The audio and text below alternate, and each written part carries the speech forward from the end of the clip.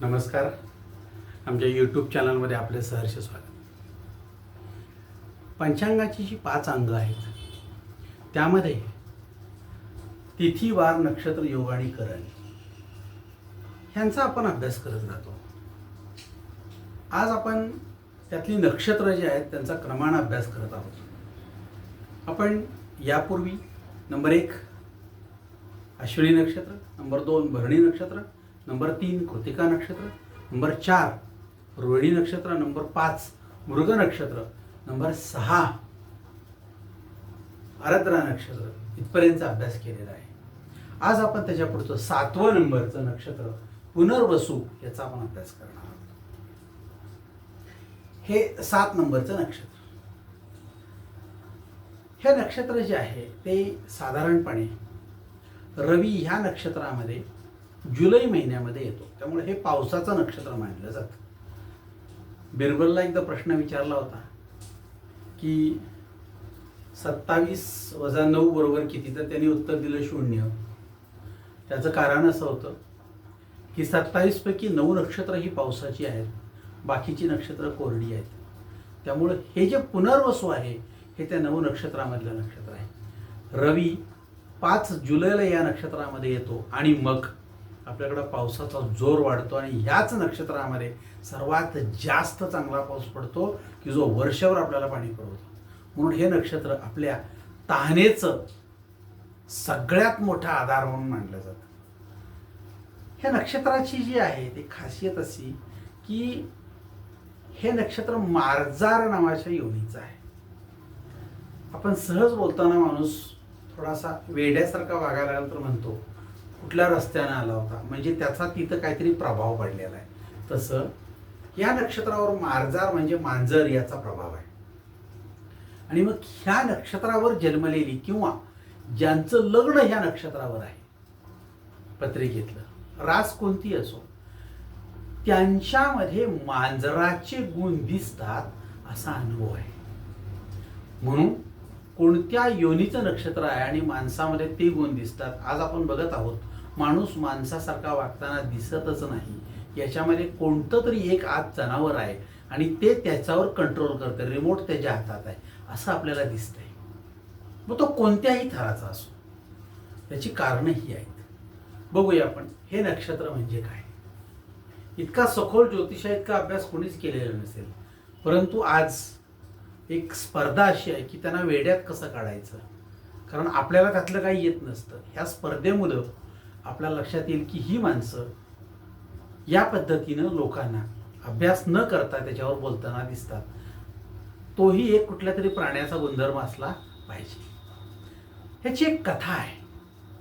ही कथा काय, एकेकाळी ही संपूर्ण पृथ्वी ही केसांनी रहित, म्हणजे ह्यावर एकही केस नव्हता आणि अतिशय क्रूर दिसणारी अशी होती. मग तिनं हे केस उगवण्यासाठी, आज आपण बघतो आहोत टक्कल पडले तर किती लोक पैसे खर्च करतात, काय गरज आहे एवढ्या केसांची, पण आपल्याला त्याची हौस आहे. तसं या पृथ्वीवर केस नव्हते, मग ते उगवण्यासाठी म्हणून तिनं काय केलं, या औषधी वनस्पती जी आहे त्यातली ती उत्पन्न करण्यासाठी आदिती या देवतेची उपासना केली. आणि मग ही आदिती देवता जी आहे ती तिला प्रसन्न झाली आणि तिनं तिला वरदान दिलं की या पृथ्वीवरती केसांची उत्पत्ती होईल अशा प्रकारची सर्व वनस्पती मी तुला देत आहे. आणि मग मुबलक औषधी उपलब्ध झाली. त्यातील नाना प्रकारच्या औषधी आजही केस संवर्धन आणि प्रसाधने यासाठी उपयोगात येतात. आपण इतक्या जाहिराती बघतो की अमकं तेल लावलं की केस वाढतात, तर ते तेल कशाचं असतं, तर कुठल्या तरी ह्या एका औषधीचं असतं. आणि मग ते तेल लावून केस वाढतात. बऱ्याच वेळा वाढत नाहीत त्यावेळी तेल लावून घेतलं आपण म्हणतो, अशा अर्थाची मन आहे आणि तशीच परिस्थिती असते. परंतु हा सगळा प्रकार जरी समजा एक हास्यास्पद असला तरी खरा आहे. मग केसांच्या व्याधी कमी करणे आणि चेहरेपट्टी सुबक आणि कोमल दिसण्यासाठी लोक या नक्षत्राची उपासना करतात. जसं बाह्य स्वरूपाच्या आपल्यावरती परिणाम होतो तसा ह्या नक्षत्राच्या पूजनाचा सुद्धा तुमच्यावर तेज आणण्यासाठी, केस उगवण्यासाठी परिणाम होत असला पाहिजे. कारण आपण नाकारू शकत नाही कुठली गोष्ट. अनुभवाशिवाय तर हे खरंच नव्हे, पण अनुभव नसताना नाकारणे हा तर विद्वत्तेचाच भाग आहे आपल्याकडे. त्यामुळं मग ह्या नक्षत्राचं व्यक्ती ह्या कशा स्वरूपाच्या असाव्यात असं धर्मशास्त्र आमचं म्हणतं, ज्योतिषशास्त्र म्हणतं. तर या नक्षत्रावरचा स्वभाव कसा आहे बघा. या नक्षत्रावर जन्मलेला जातक आहे तो बुद्धिमान असतो, हुशार असतो, शांत स्वभावाचा असतो. 4 मित्रमंडळामध्ये तो छान रमतो, त्यांच्यामध्येच राहतो, त्यांच्यामध्ये आपल्या गोष्टी शेअर करतो, त्या लोकांना माझं मानतो. ह्या लोकांना संतती चांगली असते, पुढे त्या संततीमध्ये ही लोक आयुष्यभर रमतात आणि ह्या लोकांना भरपूर प्रवासाची आवड असते. अशा स्वरूपाचं हे नक्षत्र आहे.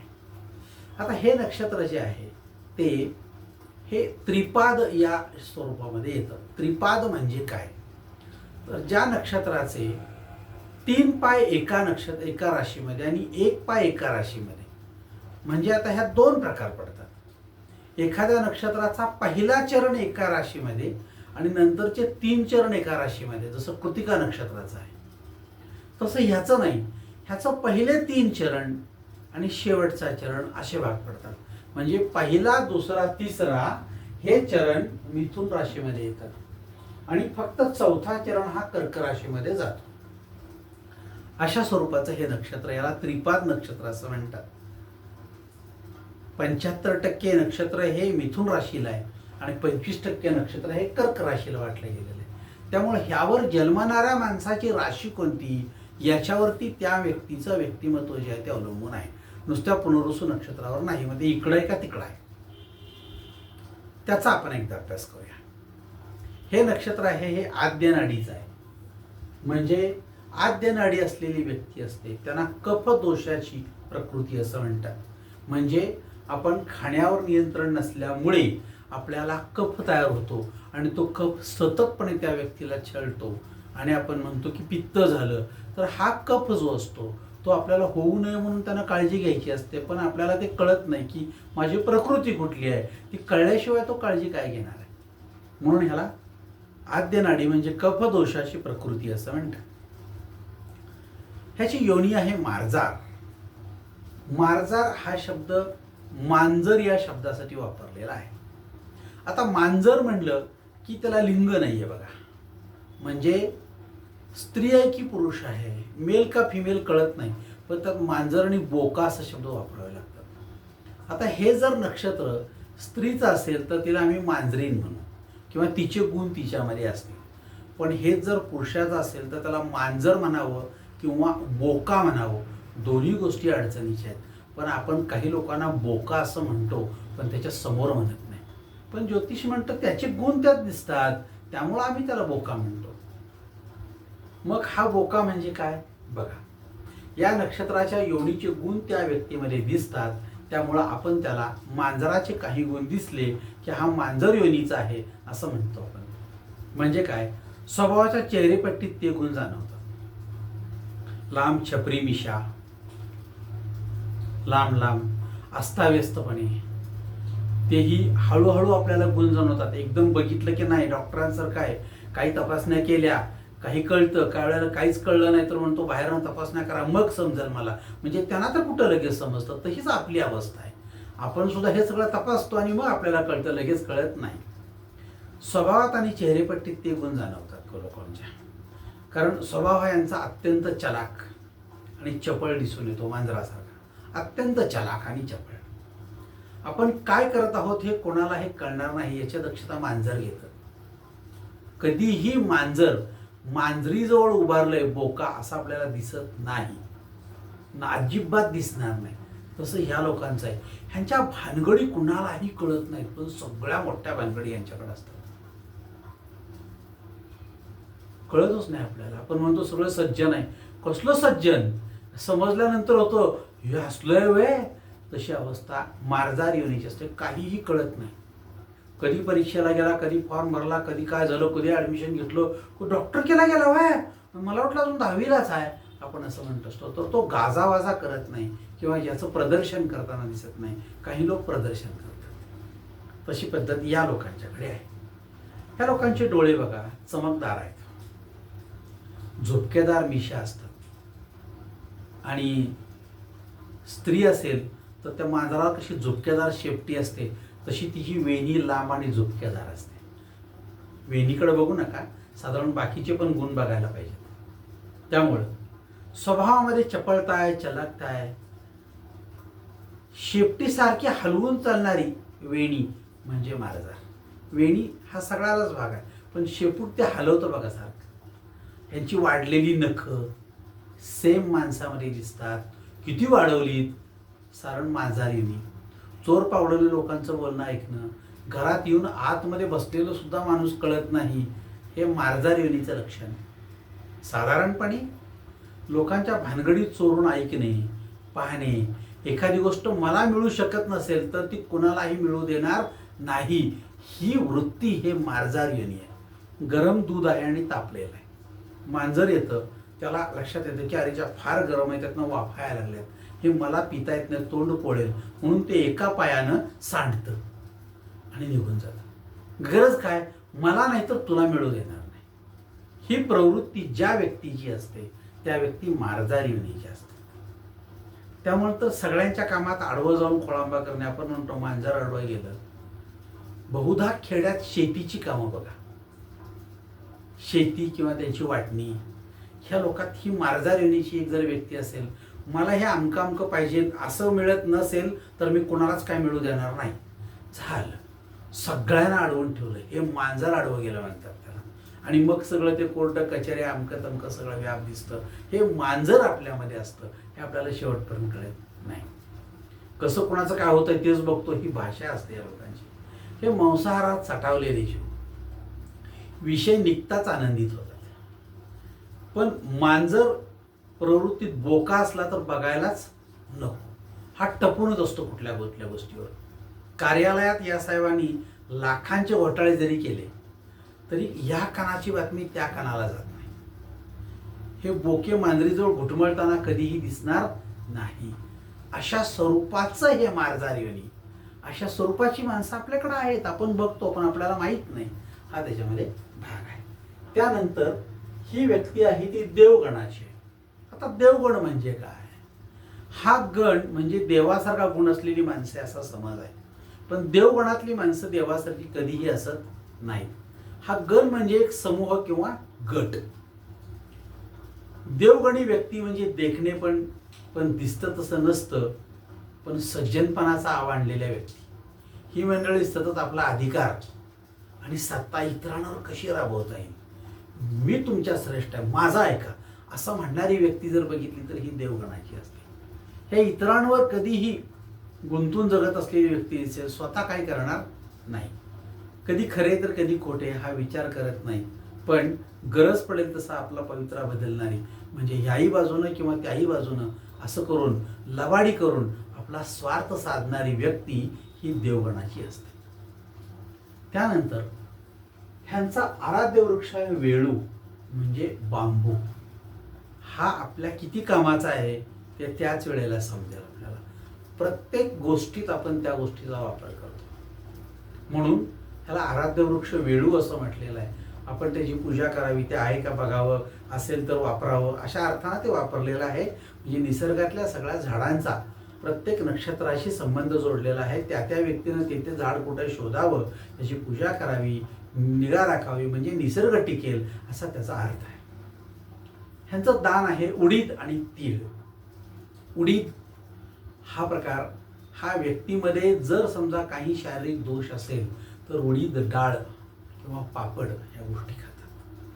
त्यामुळं पितृदोषामध्ये उडदाचं दान दिलं जातं. ज्या व्यक्तीला आनंद कमी आयुष्यामध्ये ती व्यक्ती उडीद किंवा उडदाची डाळ ही कुणावरती, शनीच्या पायावर टाकते आणि नमस्कार करते. बऱ्याच वेळेला आपण ते बली नावाचा प्रकार टाकतो. म्हणजे काय, तर तो वाईट नसतो, तर ज्या देवतांची मी पूजा करत नाही अशा देवतांसाठी एक नैवेद्य दिला जातो, त्याच्यावर थोडासा उडदाचा भाग टाकला जातो. त्यामुळे ह्याची उडीद आणि तीळ हे ह्यांनी दान करावेत म्हणून सांगितलेलं आहे. मग आपलं जर शक्य असेल तर आपण कोणाला तरी उडीद किंवा उडदाची डाळ किंवा तीळ ह्याचं थोडंफार अल्प प्रमाण आपल्याला शक्य आहे तेवढं दान करावं आणि ते सत्पात्री दान करावं. म्हणजे ज्याला देतो त्यानं ते वापरतोय का विकतोय का त्याचा काय विकून कोणाला काय दुसरं अनियोग करतोय, तर आपल्याला पश्चाताप होईल. त्यामुळं ज्या व्यक्तीला जे दिल्यानंतर तो वापर करेल अशी व्यक्ती पाहावी आणि तिला दान करावं. निश्चितपणे तुम्हाला याचं 100% फळ आहे. दान संस्कृती आपली जी आहे की नाही, त्याचं आपल्याला कधी कौतुकच नसल्यामुळे आपण दानाकडे जात नाही आणि त्याचा परिणाम असा झाला आहे की आपला स्वार्थ तितका वाढत राहिलेला आहे. जमिनीतली खोली हौद जेवढा खाली खांदू तेवढं स्टोरेज जास्त होईल ना आपलं. आपण तो खांदतच नाही, मग स्टोरेज नाही म्हणतो. तुम्ही जर जेवढं दान खाली खांदत राहा, भरपूर कराल, तर तेवढा तुमचा स्टोरेज जो आहे ना तो चांगला राहणार आहे. त्यामुळे स्वार्थ तेवढा काय होणार तुमचा कमी होणार आहे. त्याची देवता आहे आदिती या देवतेची पूजा केल्यामुळे पृथ्वीला ही औषधी वनस्पती सगळी जी मिळाली आणि त्यापासून तिच्या केसांचं संवर्धन झालं, अशा स्वरूपाची एक गोष्ट आहे. कथा ही नेहमी कथा असते.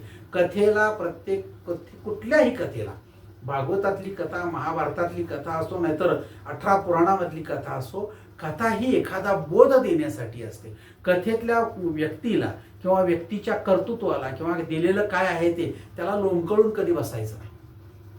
आपल्याला ती घाण सवय आहे. केसाने गळा कापला म्हणजे केस गळ्यावर ठेवला आणि दोघांनी करवतीसारखा ओढला, याचा अर्थ असा होतो की व्यक्तीला एखाद्या विश्वासघाताने फसवणे. की केस कुठं आहे आणि गळा केवढा होता असं म्हणणारी व्यक्ती असेल तर ती निर्बुद्ध मंद बुद्धीची आहे असा त्याचा अर्थ होतो. त्यामुळं ह्या सगळ्या कथा ज्या आहेत त्यात एखादा बोध देऊन तुम्हाला त्या बोधामुळून तुम्हाला चांगलं प्रबोधन करून तुमच्या व्यक्तिमत्वामध्ये बदल करायचा हा एकमेव हेतू ह्या सगळ्या कथांचा. शाळा कॉलेजमध्ये तुम्ही ज्या शिकलात त्या सगळे धडे काय होते, ते सगळे धडे आपण लिहिलेले होते आणि त्यातून आपल्याला बोध काय घ्यायचा याच्यावरून आपण घेतला. पण आपण जर तेवढाही घेतला नसेल तर शिक्षणाचा सुद्धा आपला उपयोग होईल असं वाटत नाही. त्यानंतर हे नक्षत्र आहे, हे तिर्यंकमुखी आहे.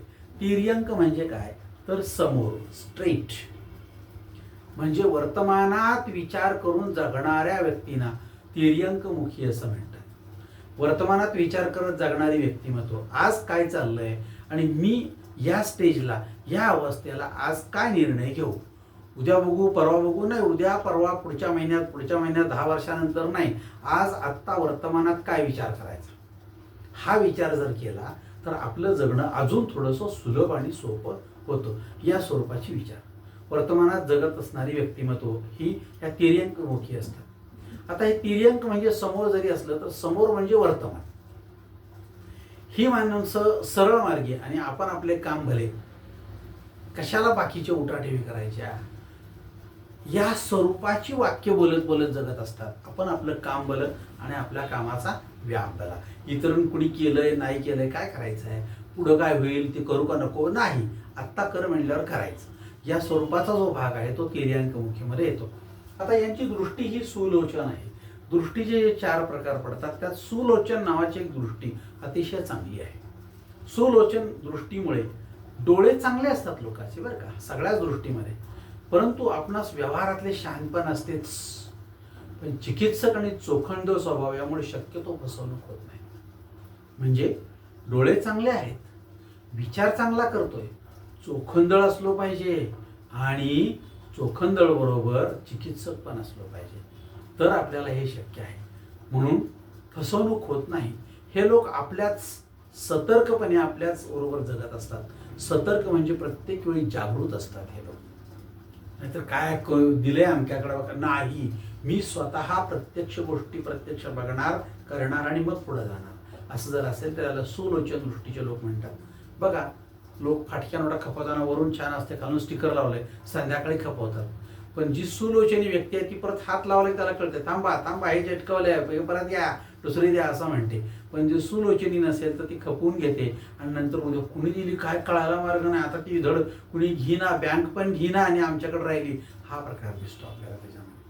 हा सुलोचनी, फाटक्या नोटा, खराब माल असा संध्याकाळी खपवणे, किमतीत आणि वजनात फसवणूक होते. ह्या सुलोचनी लोकांची किमतीत आणि वस्तूत फरक, फसवणूक होत नाही. व्यवहारात चुकीचं पटवून गेलं तर हे साभार सांगतील तुमचं म्हणणं बरोबर आहे, मला पटलेलं नाही, मला नको. त्यानंतर वाटपामध्ये एखादी डावी वाटणी त्यांच्या पदरात पडली, सरळ सांगतील की हे नको, हा न्याय नव्हे, हे मला योग्य वाटत नाही, सरळ स्पष्ट सांगतील. त्यामुळं आता खोट्या जाहिरातीमध्ये काही प्रलोभनं असतात. काही लोक त्या खोट्या जाहिरातीला बोलतात आणि त्यानुसार मग काही वस्तू मागवणे, नेटवरून मागवणे, स्वतः जाऊन घेणे, काही न बघता पॅकबंद बॉक्स आहे तो तसाच घेणे, यामध्ये प्रचंड मोठी फसवणूक चालू आहे. सुलोचनी दृष्टी व्यक्ती असलेली स्वतः ते बघेल, पटलं तर तपासून आणि मग घेईल. नाहीतर कुणीतरी अमक्यानं सांगितलं म्हणून मागवलं आणि पैसे दिले आणि घेतलं आणि मग आतमध्ये काहीतरी चुकीचं आलं असं म्हणणार नाही. हे सुलोचनी व्यक्तीचं फार मोठं वैशिष्ट्य आहे. त्यामुळे खोट्या जाहिरात आणि प्रलोभनापासून हे नेहमी सावध असतात. ते सुलोचनी दृष्टीच्या नक्षत्रामुळंच या लोकांच्यामध्ये हे गुण आलेले असतात. आता ह्या नक्षत्रांचं जर बघितलं आपण तर हे आता स्वामी गुरु आहे. हे गुरु जो आहे तो म्हणजे काय, तर ह्या नक्षत्रावर जन्म घेणाऱ्या प्रत्येक व्यक्तीला जन्माला एक महादशा लागू होते. ती म्हणजे गुरुची. ती असते 16 वर्ष. एका नक्षत्राचा काळ हा 24 तासांचा असतो. हे त्रैराशिक म्हणजे गणित आहे. जर 24 तासासाठी 16 वर्ष, तर त्या व्यक्तीनं 24 तासामधलं किती नक्षत्र भोगलं.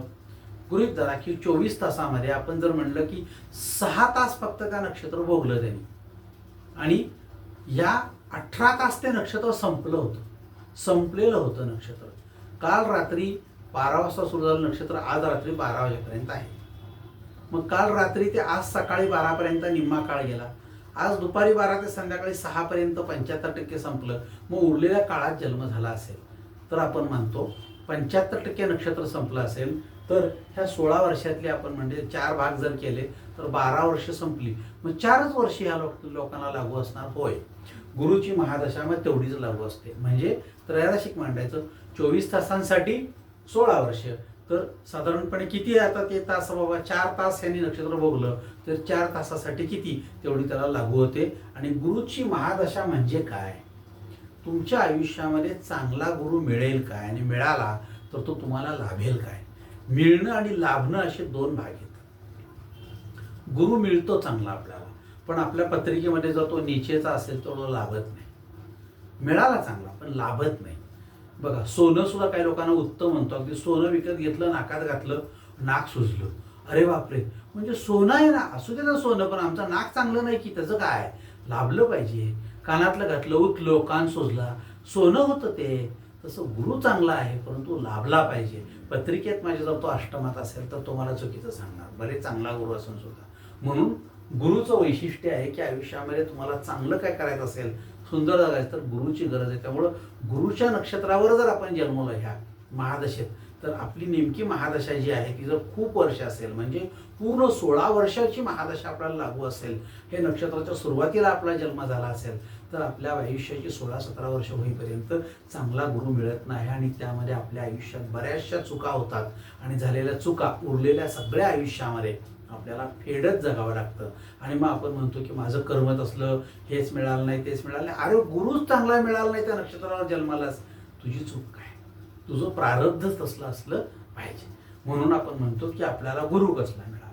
त्यानंतर चरणाक्षरे आणि आपण जर बघितली चरण, तर लक्षात येईल की ह्या पुनर्वसू नक्षत्राचे पहिले 3 चरण हे मिथुन राशीमध्ये आहेत. त्यातल्या अनुक्रमे पहिल्या चरणावर जन्मला तर के अक्षरानं नाव येईल, दुसऱ्या चरणावर जन्मला तर को, तिसऱ्या चरणावर जन्मला तर हा या अक्षरानं नाव येईल.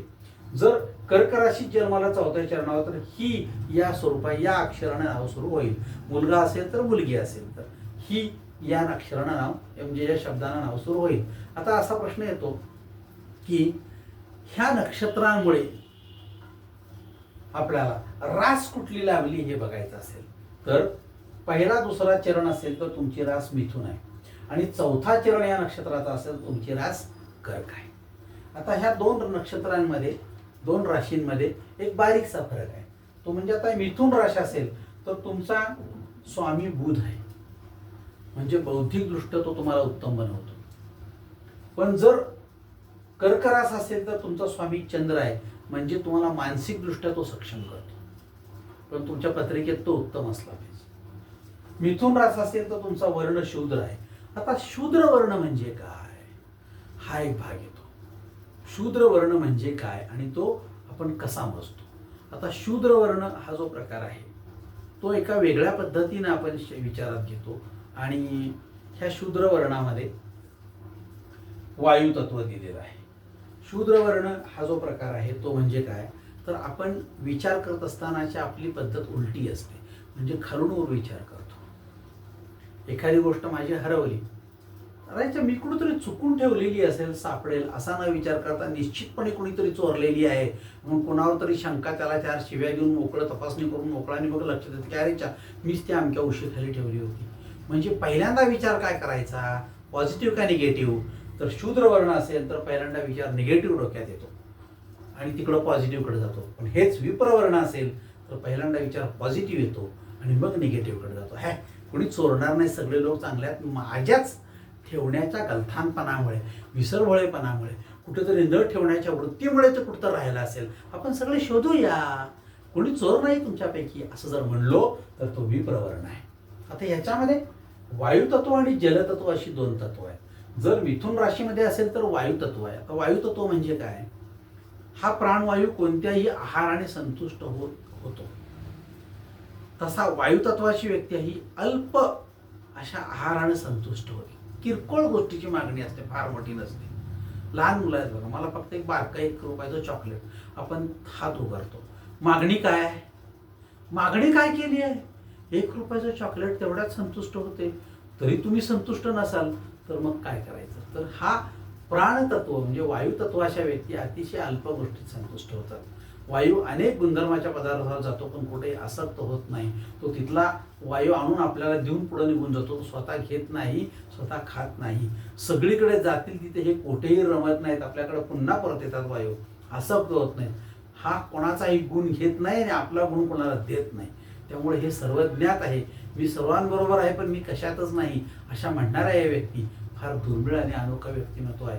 आपल्याला वायुतत्व जर लाभलं तर आपल्या आयुष्याचं सोनं होतं. त्यामुळं बाजारामध्ये इतरांसाठी काम करणारे, समाजामध्ये समाजासाठी, देशासाठी, राज्यासाठी काम करणारे, एखाद्या गोरगरीब लोकांसाठी, एखाद्या गटासाठी काम करणारी माणसं आयुष्यभर झिजतात आणि त्यात उत्पन्न काहीही नाही पण आपण काहीतरी केल्याचं समाधान असतं. ती नेहमी वायुतत्वाची असतात. आणि जलतत्वाची हा प्रकार वेगळा आहे. पाणी जसं स्वभावतः स्वच्छ, कसं असतं पाणी? कोणतं पाणी आपल्याला बघायला मिळते बघा? स्वच्छ, स्निग्ध, मधुर आणि पवित्र करणारे असते. बघितले की आपल्याला पाणी प्यायची इच्छा होते. अशा स्वरूपाचं पाणी म्हणजे जलतत्वाची माणसं आहेत. एक तर ही कशी असतात? स्वच्छ असतात. स्निग्ध, स्निग्ध या शब्दाचा अर्थ असा की कशालाही ते चिटकतं. बघा तुम्ही तुपात बोट घालून काढा, लवकर जातच नाही. ह्या व्यक्तींच्या जवळ आलेली माणसं पुन्हा ह्यांना सोडतच नाहीत. त्यामुळे ह्या लोकांना स्निग्ध असं म्हटलं गेलेलं आहे. मधुर आणि पवित्र, छान बोलतील, छान सांभाळून घेतील लोकांना आणि इतरांच्याबद्दल चांगला विचार करतील, अशा स्वरूपाच्या व्यक्तिमत्वाला आपण काय म्हणतो? विप्रवर्णी व्यक्तिमत्व. मुळातच आपण म्हणतो की ह्यांचा विचार हा काय असतो? पॉझिटिव्ह कडून निगेटिव्ह कडे. म्हणजे चुकीचा विचार फार उशिरा करतील, पहिल्यांदा बरोबर विचार करतील. त्यानंतर ह्या जलतत्वामध्ये, व्यक्तिमत्वामध्ये पाण्यासारखं शुद्ध, प्रेमळ, मधुरभाषी आणि प्रसन्न अशी व्यक्तिमत्व असतात.